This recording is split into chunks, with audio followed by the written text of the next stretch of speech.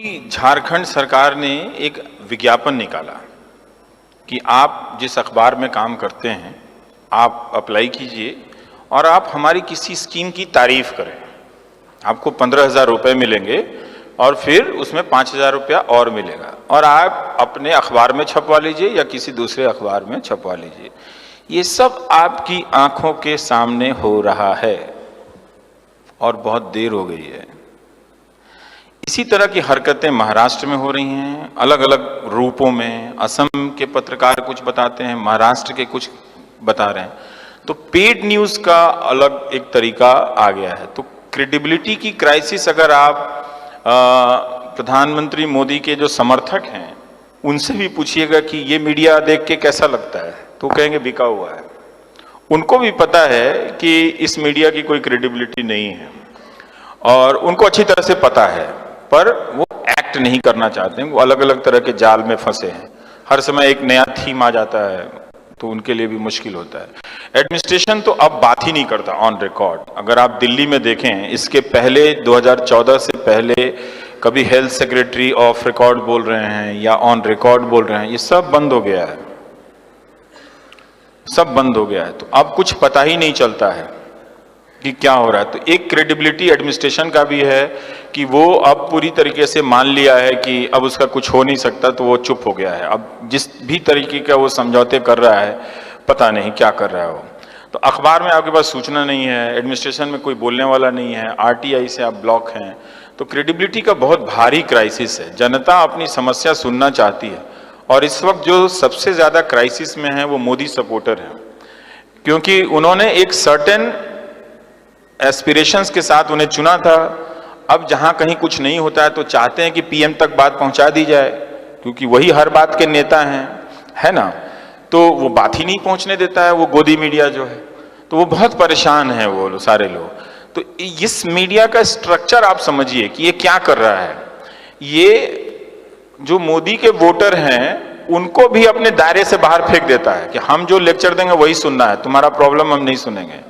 और आप जो उनके वोटर नहीं है मान के चलें, वो आपको भी नहीं दिखाता कि ये वॉइस ऑफ डिफरेंस है या अदर वॉइस है, अदर रीजन है, आपको भी नहीं दिखाता। तो वो एक मीडिया जो है वो एंटी पब्लिक मीडिया है ये पूरा। इसीलिए मैं कहता हूं कि आज का अखबार और टेलीविजन लिख के पर्स में रख लीजिएगा। देर हो गई है वैसे बहुत, अब आप कुछ कर नहीं सकते हैं। भारत के लोकतंत्र की रोज हर पल 24 घंटे हत्या कर रहा है, उसका कीमा बना चुका है वो पूरी तरीके से अखबार और टेलीविजन। अपवाद स्वरूप कुछ पत्रकार बहुत अच्छा काम कर रहे हैं, खासकर हमारे समय में आप लोगों में से पता नहीं कितने लोगों ने नोटिस किया होगा, कुछ महिला पत्रकार बहुत ही शानदार काम कर रही हैं। वो अपने जोखिम पे, उनके पास बहुत अच्छी नौकरियां नहीं हैं, अपने सेविंग से वो लोग काम कर रही हैं। तो जर्नलिस्ट कब तक अपने दम पे काम करता चला जाएगा जब तक आप खड़े होकर पत्रकारों के सपोर्ट में नहीं आएंगे, एक अच्छी मीडिया के सपोर्ट में नहीं आएंगे, बहुत सारे सवाल छूट जाएंगे। और आप एक पैटर्न देखिए, मैं इसको इवेंटोक्रेसी बोलता हूं। हर हफ्ते एक नया इवेंट लॉन्च होता है। वो प्लास्टिक वाला इवेंट तुरंत फेल हो गया। पता है क्यों फेल हो गया टीवी पे? क्योंकि क्लाइमेट वाला मामला था।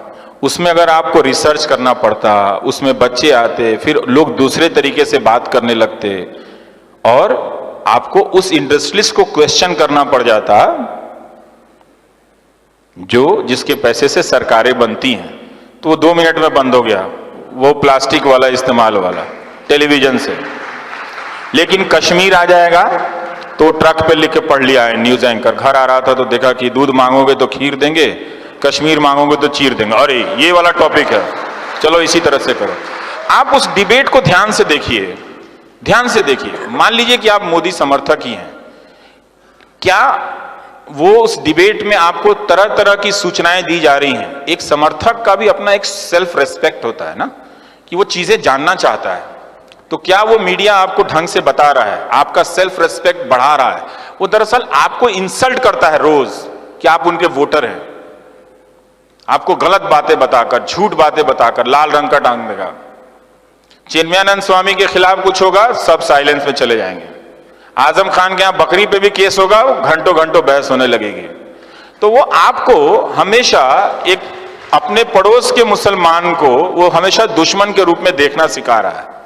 मैं साफ साफ कहता हूं और इसको आप नोट कर लीजिए।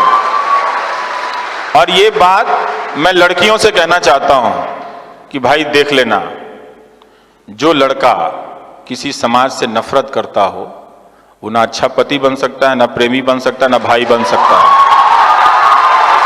देख लेना, ऐसे किसी लड़की से, आईटी सेल वाले से शादी मत कर लेना भाई, बता रहा हूं ध्यान से। पता चला कि दहेज तो नहीं देना चाहिए, मां बाप ने चोरी छुपे कुछ पैसा दिया, लाखों रुपए भी गए और मिल गया वो नफरत करने वाला, तो वो प्रेमी नहीं हो सकता है। मोहब्बत बहुत जरूरी है दोस्त, मिट्टी से भी और इंसान से भी। ऐसा नहीं हो सकता कि इंसान से मोहब्बत ना करो और कहो कि हम मिट्टी से मोहब्बत करते हैं। हम मिट्टी से मोहब्बत इसलिए करते हैं कि उस मिट्टी में बसने वाले इंसानों से भी मोहब्बत करते हैं। ये बात ध्यान रखिएगा। आज इंदौर में बीजेपी के आईटी सेल के प्रभारी हैं विक्की मित्तल, फेसबुक पे उन्होंने क्या लिखा कि गोडसे जी की पिस्तौल की नीलामी करवा दीजिए, पता चल जाएगा देशभक्त थे कि आतंकवादी थे। हम यहां पर आ गए, गांधी को मारने वाले के लिए ताली बजा के आप हिंदुस्तान नहीं बना सकते, नहीं बना सकते हो आप। जिस देश में गांधी के हत्यारे को देशभक्त कहा जा रहा है, तो गांधी क्या आतंकवादी थे? अब हम यहां पर आ गए हैं, क्या आपने उनको वोट दिया तो इसकी सजा इतनी दी जाएगी आपको कि आपको मूर्खों के झुंड में बदल दिया जाएगा?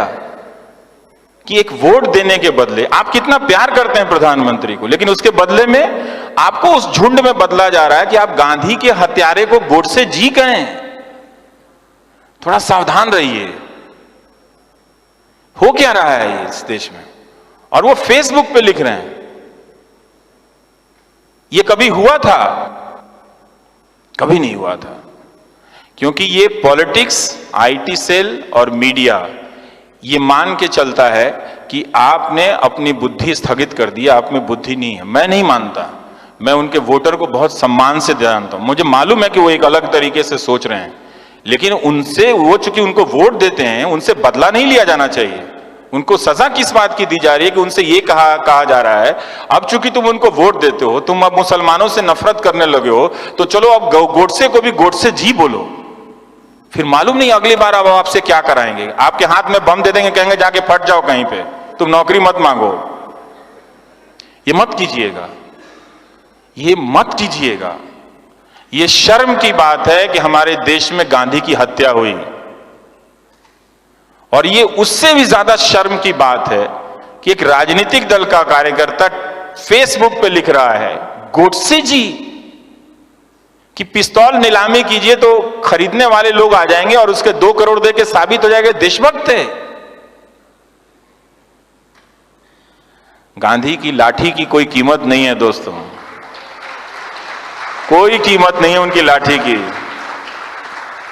उस लाठी को उन्होंने कभी किसी पे नहीं चलाई, तो ये मत होने देना। हालांकि अब देर हो चुकी है, अब तुम्हारे पास करने के लिए कुछ है नहीं, फिर भी बता रहा हूं कि आपको एक रोबोट में बदल दिया गया है, गलत गलत सूचनाओं से भर के। अब आपसे सिर्फ 2 ही काम लिए जाएंगे, समुदाय के नाम पे, धर्म के नाम पे आपको एक झुंड में बदला जाएगा कि आप जाओ उसको मार आओ पहलू खान को, या फिर आप सुबोध कुमार सिंह को मार के आओ। उसे भी इंसाफ नहीं मिला, सुबोध कुमार सिंह को भी इंसाफ नहीं मिला, पहलू खान को भी इंसाफ नहीं मिला। ये आप समझ रहे हो कि क्या हो रहा है? समझ रहे हैं इस बात को? अच्छे से समझिएगा, गुस्से में मत समझिएगा, कोई फायदा नहीं है दोस्तों। इसलिए आपका मीडिया जो है, मैं थोड़ा भटक के कह रहा हूं, कहना जरूरी है, फिर मौका नहीं मिलेगा आपसे। आपका मीडिया अब आपसे बदला ले रहा है। जब तक आप अपने आप को अलर्ट नहीं करेंगे, एक्टिव नहीं करेंगे, ये मैं क्यों कहता हूं कि आप इन अखबारों को पढ़ना बंद कर दीजिए, इन चैनलों को देखना बंद कर दीजिए और पैसा प्रधानमंत्री राहत कोष में दे दीजिए। ये मैं इसलिए इस उम्मीद में कहता हूं कि आप दबाव डालेंगे तभी मीडिया स्वतंत्र होगा, तभी मीडिया स्वतंत्र होगा। और एक बात जान लीजिएगा, मीडिया की स्वतंत्रता हम सिर्फ अपनी नौकरी के लिए नहीं कह रहे हैं, आपके लिए कह रहे हैं। जब मीडिया नहीं होगा